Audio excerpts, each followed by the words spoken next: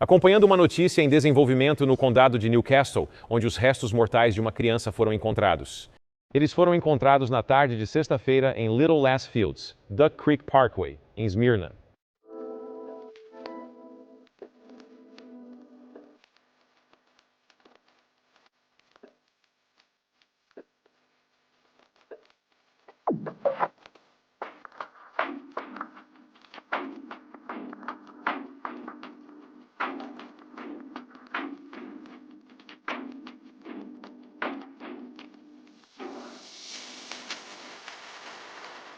Bem-vinda ou bem-vindo de volta, e obrigada por estar aqui. Eu sou Cassie, e este é A Wicked World.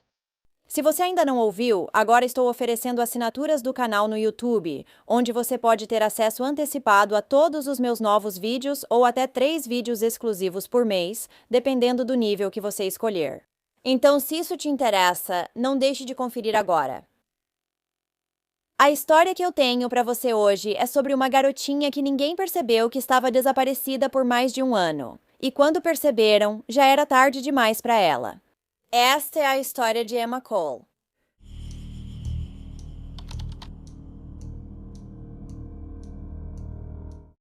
Emma Grace Cole nasceu em 10 de janeiro de 2016 no Hospital Indiana University Health Bloomington, filha de sua mãe, Christy Cole, e de seu pai, Joshua Dottiet. Ela era uma menininha doce e feliz que adorava brincar no parque e nadar ao ar livre. Ela também adorava cantar, nuggets de frango, batatas fritas, o desenho Patrulha Canina e sua gata, Kit Kat. Na época do nascimento dela, o pai de Emma, Joshua, estava preso e também havia dúvidas sobre a paternidade dele.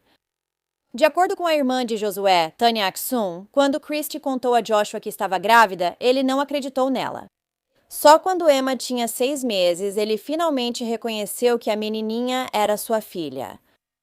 Christy enfrentou o vício por muitos anos e, embora não se saiba se usou drogas durante a gravidez de Emma, quando a menina nasceu, ela já estava limpa. Antes de sair do hospital após o nascimento de Emma, Christy afirmou que não queria ficar com a filha. A tia de Emma, Tanya, levaria a menina para casa. A partir de então, Tanya e Christy se revezavam nos cuidados com o bebê até que Tanya decidiu ficar com ela em tempo integral em abril de 2016.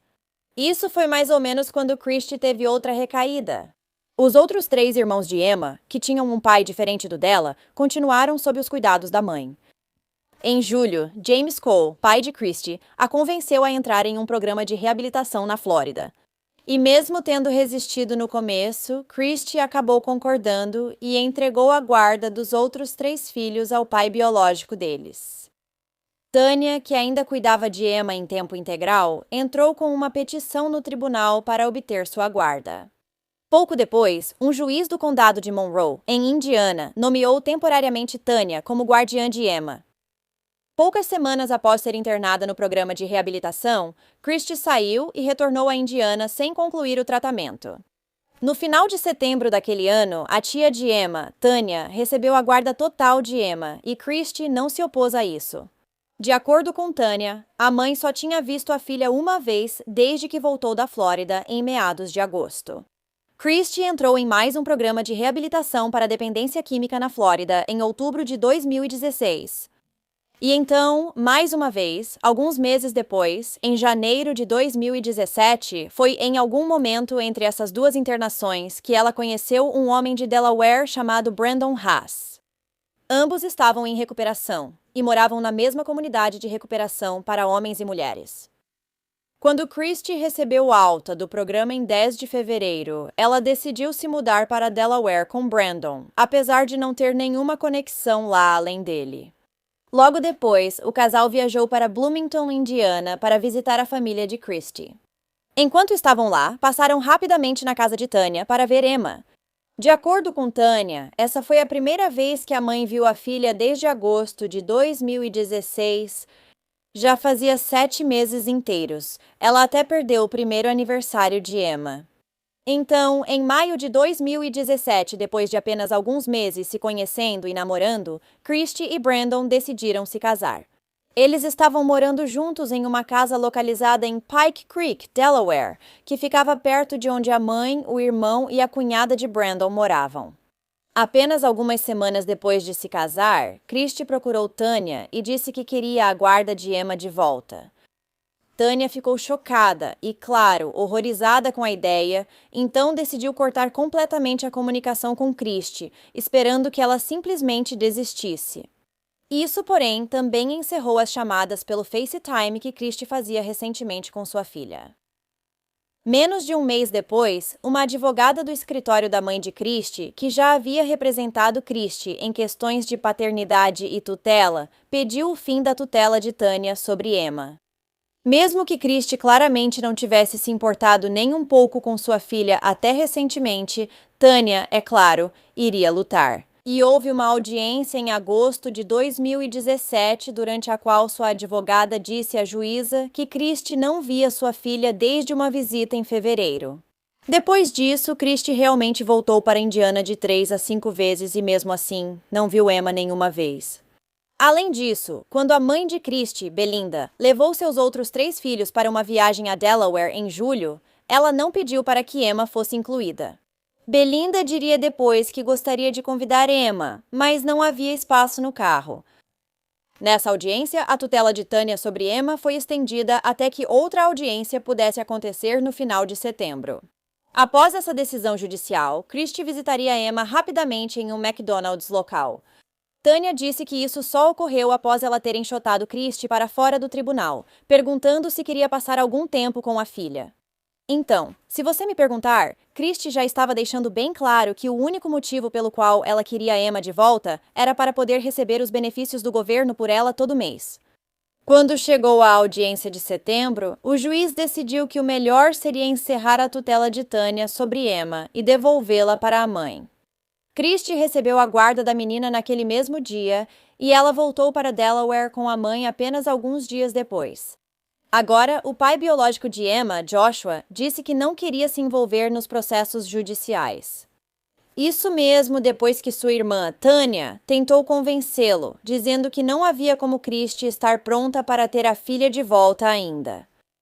Nesse momento, Christie também não tinha a guarda dos 3 filhos. A representante da criança nomeada pelo tribunal via como positivo que Christie tentasse recuperar apenas uma filha por vez. Ela afirmou que Christie agia certo ao priorizar um vínculo com Emma antes de buscar a guarda dos outros filhos. Apenas alguns meses depois, em dezembro de 2017, Christie recebeu de volta a guarda imediata e permanente dos outros 3 filhos. Isso ocorreu após uma moção de emergência da advogada de Christie, pois o pai das crianças, Christopher, se envolveu em um incidente de violência doméstica com outro familiar. Então, em julho de 2018, Christie, Brandon e seus 4 filhos, incluindo Emma, se mudaram de Pike Creek para Smyrna, Delaware. Tanya ainda podia fazer chamadas de vídeo regulares com Emma e Christie. Durante uma chamada de vídeo com a mãe e a filha em 29 de maio de 2019, notou que Emma estava muito magra e suas bochechas, antes arredondadas, pareciam encovadas. Mal sabia Tanya que essa seria a última vez que veria sua sobrinha. Em 13 de setembro de 2019, uma passeadora de cães caminhava perto do complexo de softball Little Last, em frente à escola Smyrna Middle School, quando encontrou restos mortais carbonizados de uma criança pequena. Ela imediatamente entrou em contato com a polícia. A polícia esteve novamente no local hoje. Você pode ver a fita de isolamento ao redor do campo e tendas cobrindo a área onde os restos mortais foram encontrados. Acredita-se que a vítima tinha menos de 10 anos de idade. Detetives recebem apoio do gabinete do Procurador-Geral e do gabinete do Inspetor Estadual de Incêndios na investigação. A descoberta do corpo da criança aqui assustou os pais que buscam respostas. É inacreditável, de verdade. Quero dizer, por aqui, sinto que todo mundo meio que conhece todo mundo. É uma comunidade menor. Simplesmente não parece certo. Foi determinado que o corpo estava lá há pelo menos algumas semanas, se não mais. E, a princípio, as autoridades não conseguiram identificar a criança. No entanto, eles determinaram que o esqueleto pertencia a uma garotinha de descendência caucasiana ou hispânica. Ela tinha entre 2 e 5 anos de idade e possuía cabelos castanhos levemente ondulados. Detetives criaram um retrato falado de como achavam que a criança era em vida. Esses desenhos foram espalhados por postos de gasolina, postes de telefone e bibliotecas em todo Delaware. A polícia esperava que alguém reconhecesse a menina e trouxesse mais informações sobre o ocorrido. Mas ninguém se apresentou. Logo, as detetives começaram a chamar a criança de BBL. A única pista das autoridades era um vídeo de vigilância gravado na Smyrna Middle School. Ele mostrava um carro de passeio de tamanho médio entrando na área à 00:15, um dia antes naquele mês. Em seguida, foi possível ver uma pessoa saindo do carro e ela deixou o campo por volta de 1:37 da manhã. Agora, James Cole não tinha notícias de sua filha Christy há mais de um ano. Ele tentou contato semanalmente, depois a cada poucas semanas, mas suas ligações iam para a caixa postal e ela não respondia suas mensagens. Apesar de preocupado, James não se surpreendeu, pois seu relacionamento com Christy sempre foi conturbado. James também não via a filha mais nova de Christy, Emma, desde que ela nasceu em janeiro de 2016. Então, em 10 de setembro de 2020, a outra filha de James, Kelsey, irmã de Christy, contou a ele que ela tinha. Teve uma conversa estranha com a mãe dela, Belinda, e depois outra conversa esquisita com Christy. Era sobre Emma. Kelsey contou a James que Emma não morava mais com a mãe em Delaware, mas não sabia o motivo. Belinda, mãe de Kelsey, soube que Christy e Emma estavam com problemas de convivência. Assim, Emma foi morar com uma amiga. Christy também disse para Belinda em um certo momento que a garotinha tinha o diabo nos olhos. No entanto, Christy aconselhou sua irmã Kelsey dizendo que Emma tinha sido diagnosticada com esquizofrenia e que estava internada no Hospital Infantil da Filadélfia. Isso não fazia sentido para Kelsey ou James, já que Emma nem tinha 5 anos ainda e a maioria das pessoas é diagnosticada com esquizofrenia na adolescência ou no início da vida adulta. Belinda também contou para Kelsey que quando visitou Christy por volta do Dia de Ação de Graças de 2019, 2 meses depois do corpo da menina ter sido encontrado, Emma não estava lá. Mas Christy tinha algum tipo de explicação para a ausência dela, e, estranhamente, Belinda acreditou nela. Devido a todas essas inconsistências, o avô de Emma, James, começou a se perguntar se algo mais sinistro tinha acontecido com sua neta. Então, ele começou a navegar pelos sites de funerárias de Delaware, na esperança de, por acaso, ver a foto dela. Enquanto fazia isso, James se deparou com uma foto que fez seu coração gelar. Ele encontrou a foto da pequena Ellie e tanto ele quanto sua esposa concordaram que só podia ser Emma. Como já era tarde, James decidiu chamar a polícia só na manhã seguinte. Quando falou com um detetive, ele disse que temia que a pequena Ellie fosse, na verdade, sua neta, Emma Grace Cole. Ele também informou que, embora não falasse com sua filha Christy há mais de um ano, havia feito uma busca online por ela. E descobriu que ela e o marido, Brandon, haviam sido despejados de sua casa em Smyrna, em dezembro de 2019. Além disso, James sabia que a antiga casa do casal ficava a menos de 2 quarteirões da delegacia de polícia e a menos de 1,5 km do campo de softball onde o corpo da criança foi encontrado. Então, se tivesse sido Christy quem fez isso, ela teria que passar diretamente pela delegacia de polícia para se livrar do corpo da filha. Menos de 2 semanas após James, avô de Emma, ligar para a linha de denúncia sobre suas suspeitas, o FBI, agora envolvido no caso, vigiava o Comfort Inn and Suites em Glen Mills, Pensilvânia, onde descobriu recentemente que Christy e Brandon estavam hospedados. Enquanto os investigadores vigiavam o hotel, eles viram Christy sair com um de seus filhos, e ao sair, ela jogou algumas coisas na lixeira do hotel. Assim que ela saiu, as autoridades pegaram esses itens e os enviaram para o escritório do médico legista. Eles comparariam qualquer DNA achado no lixo de Christy com os restos da menina. 4 dias depois, esses resultados chegaram e foi determinado que o DNA de Christy correspondia ao da criança não identificada. Foi confirmado que os restos mortais pertenciam à menina de 3 anos, Emma Grace Cole.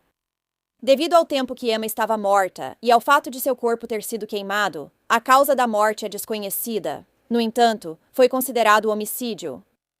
A mãe de Emma, Christy, e seu marido, Brandon Haas, foram então presos na Pensilvânia e acusados de CA. Ao serem extraditados para Delaware, também foram acusados de colocar em risco o bem-estar de uma criança e adulteração de provas. Christie também enfrentou acusações de abuso de cadáver e queima imprudente, e mais tarde foi acusada de assassinato por abuso ou negligência.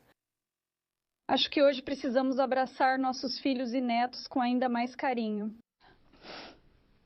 Porque há aqueles que nunca tiveram uma chance. E Emma nunca teve uma chance, devido aos abusos que ela sofreu por um longo período de tempo. Devemos lembrar dessa criança em nossos corações. Quando chegar em casa hoje à noite, abrace seus filhos e netos, se for tão velha quanto eu. Enquanto ela era presa, os serviços de proteção à criança da Pensilvânia ficaram com a guarda dos outros 3 filhos de Christie. Logo depois, a mãe dela, Belinda, recebeu a guarda deles.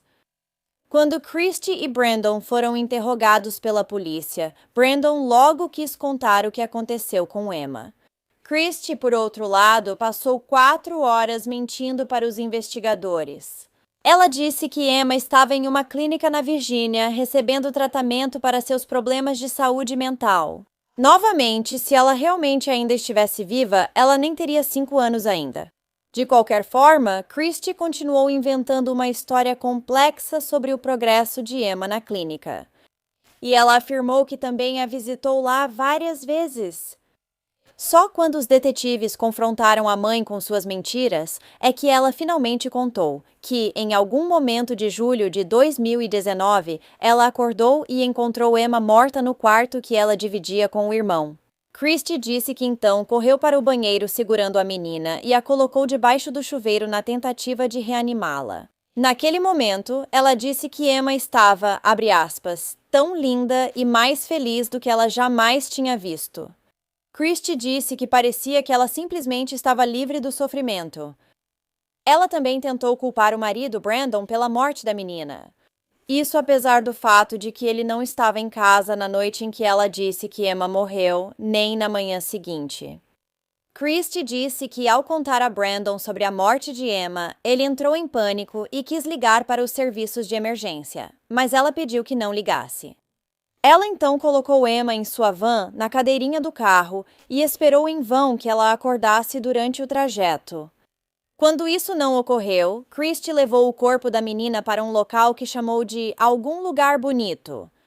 Enquanto a mãe se desfazia dos restos da filha, Brandon levou as outras 3 crianças para um passeio de carro. De acordo com Brandon, sua esposa se recusou a dizer onde havia colocado o corpo de Emma.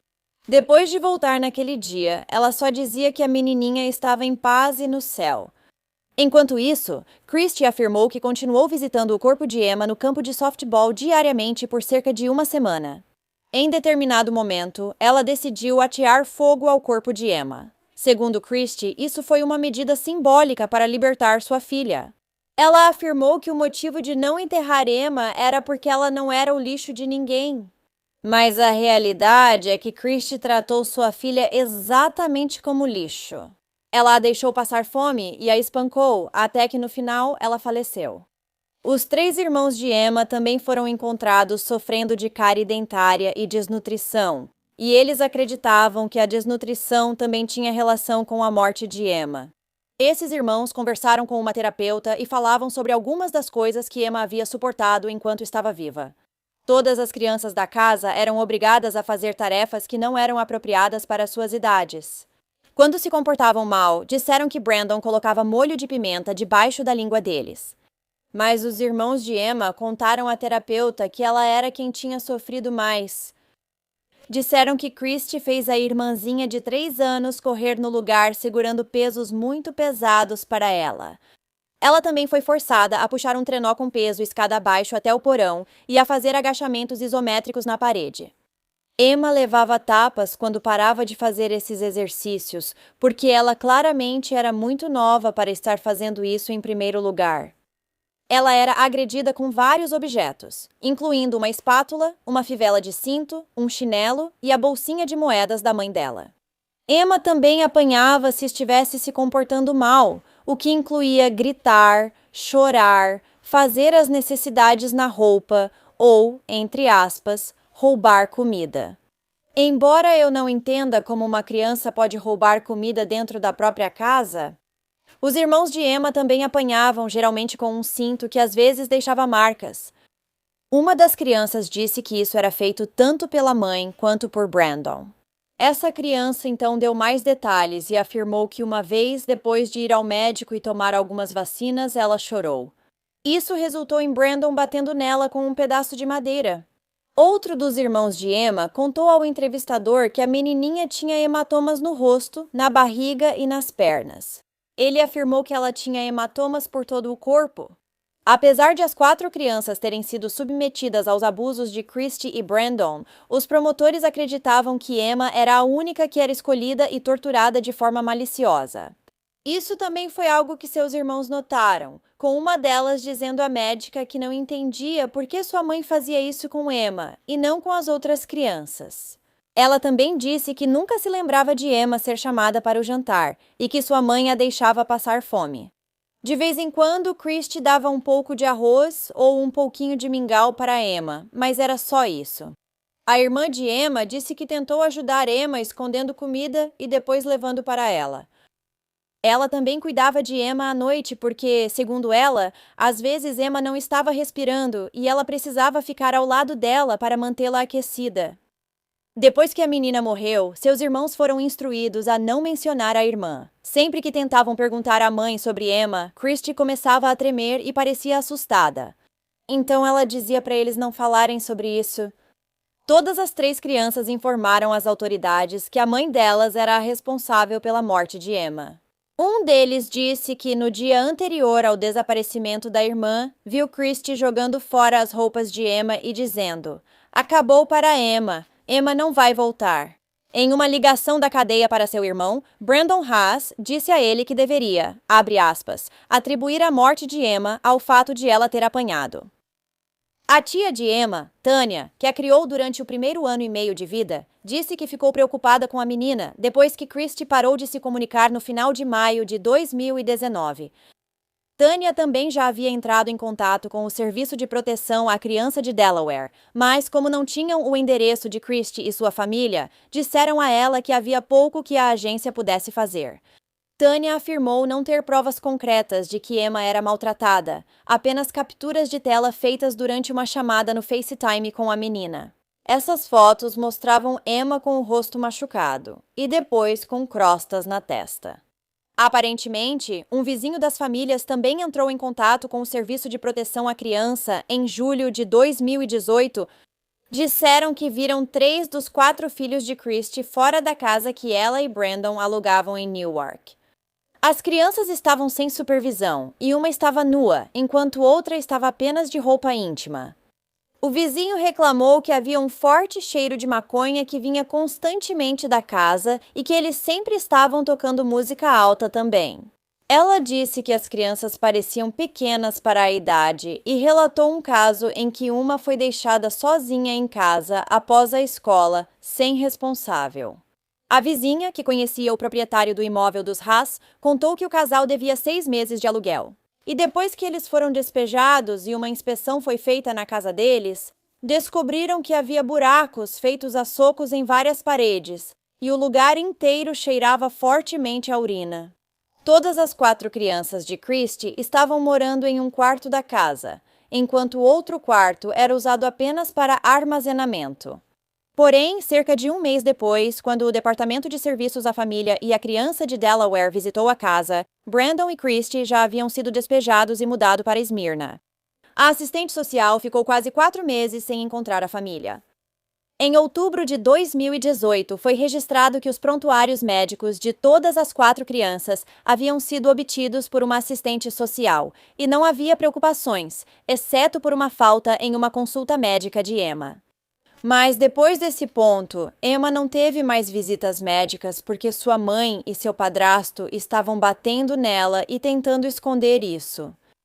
As 2 irmãs de Emma, que frequentaram a escola naquele outono, teriam inúmeros problemas de frequência.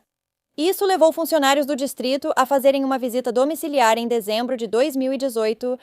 Não está claro o que resultou dessa visita, mas em janeiro de 2019, apenas um mês depois, Christy foi autorizada a educar seus filhos em casa. Agora, a mãe de Brandon, que sempre foi muito envolvida no cuidado das crianças, começou a perder contato com eles aos poucos a partir de janeiro de 2019.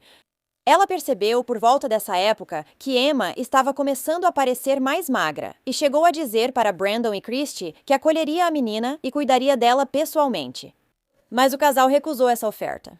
E mais tarde, devido a um desentendimento entre a mãe de Brandon e eles, Emma e as outras 3 crianças passaram a ser completamente afastadas dela. O julgamento de Christy e Brandon estava originalmente marcado para começar em julho de 2023. No entanto, em maio daquele ano, Christy fez um acordo judicial.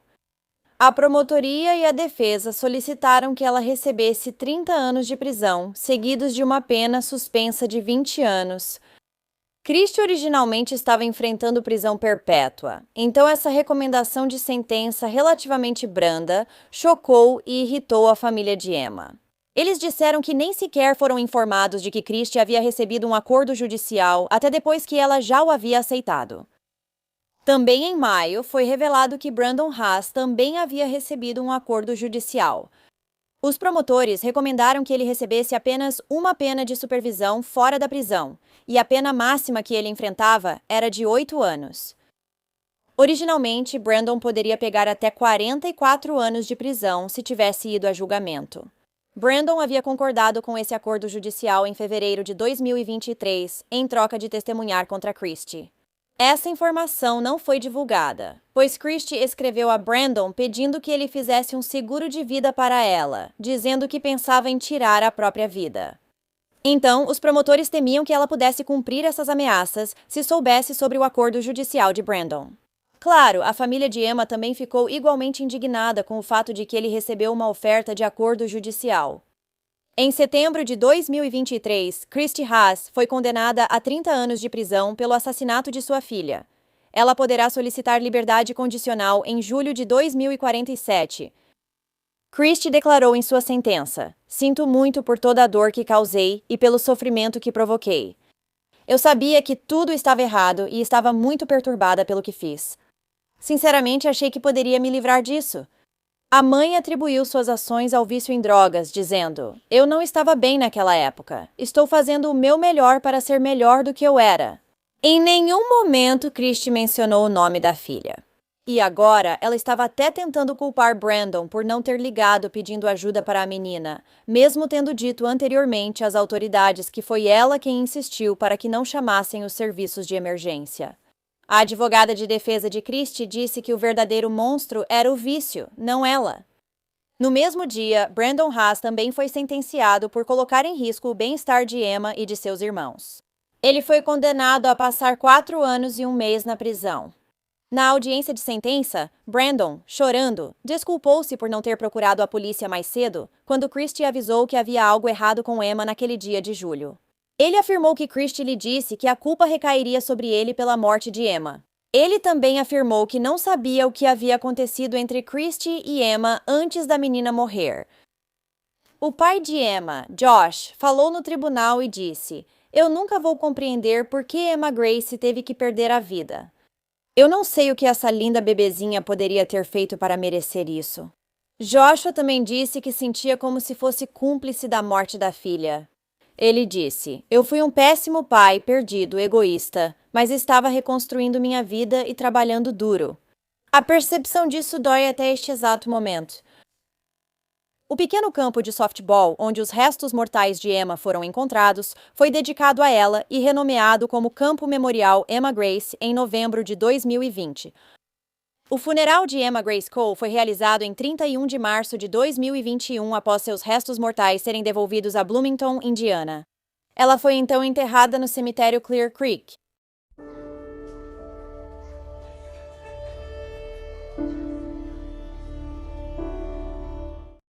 Bem, obrigada por ouvir a história da Emma hoje. Isso me deixa muito chateada quando um membro da família quer levar uma criança e dar a ela uma vida melhor. Mas o pai ou a mãe se recusa e, em vez disso, decide torturar e matar a criança. É tão triste que isso tenha acontecido com a pequena Emma. E se a Christy não tivesse sido um monstro tão egoísta, essa garotinha provavelmente estaria viva hoje. O que você acha desse caso?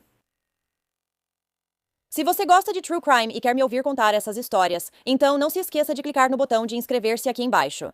E ative as notificações também para saber quando eu postar um novo vídeo, que é pelo menos 2 vezes por semana. Obrigada por assistir a Wicked World hoje. Até a próxima, se cuide. Tchau! Obrigada a todos os apoiadores de A Wicked World. Agora tem ainda mais de A Wicked World no Patreon. Então confira em patreon.com/awickedworld ou use o aplicativo do Patreon. Você terá acesso a vídeos exclusivos todo mês e muito mais. Qualquer apoio realmente ajuda a garantir que as vítimas nunca sejam esquecidas e a destacar as falhas da sociedade associadas a cada caso. Você tem alguma sugestão de história que gostaria que eu abordasse? Se tiver, me envie um e-mail para awickedworldtruecrime@gmail.com.